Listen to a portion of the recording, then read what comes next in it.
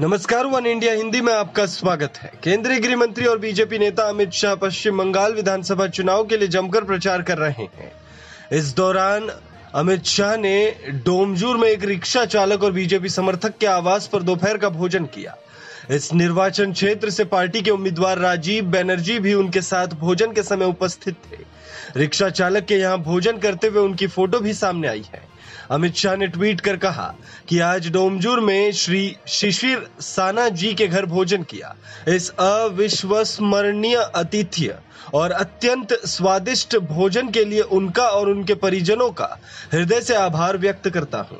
वहीं डोमजूर में शाह ने खाना खाने के बाद कहा कि 2 मई को जब मतगणना होगी तो पश्चिम बंगाल में 200 से ज्यादा सीटों के साथ बीजेपी की सरकार बनेगी।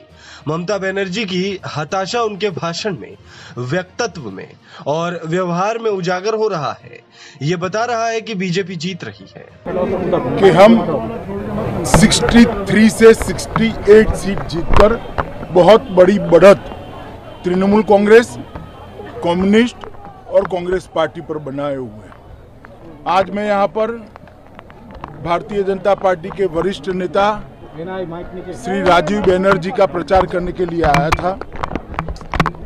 एक ही ग्राम पंचायत में मेरा दौरा हुआ, मगर जो अदम्य उत्साह राजीव को जिताने के लिए मैंने देखा है, मुझे पूरा भरोसा है कि राजीव जी प्रचंड बहुमत के साथ इस सीट पर कमल खिलाएंगे और 2 मई को जब काउंटिंग होगी तो बंगाल के अंदर 200 से ज्यादा सीटों के साथ भारतीय जनता पार्टी की सरकार बनेगी। तृणमूल की नेता ममता बनर्जी का फ्रस्ट्रेशन उनके भाषणों में, उनके वक्तव्यों में और उनके बिहेवियर में तीनों दृष्टि से उजागर हो रहा है।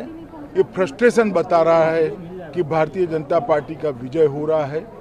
बंगाल की जनता जिस प्रकार से मोदी जी पर विश्वास कर हमारे सोना और बांग्ला के नारे को समर्थन दे रही है, मुझे पूरा भरोसा है कि बाकी के चरणों में भी इसी तरह से हम बढ़त बनाते हुए 200 के लक्ष्य को पार करेंगे। धन्यवाद। इससे पहले अमित शाह ने सिंगूर समेत कई जगह पर रोड शो भी किए, जिसमें भारी तादाद में भी भीड़ दिखाई दे रही थी।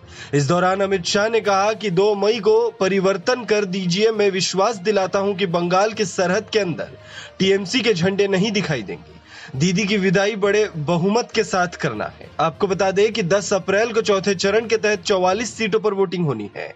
राज्य में अभी 5 चरण के चुनाव बाकी है। चुनाव परिणाम 2 मई को आएंगे। इस खबर में फिलहाल इतना ही।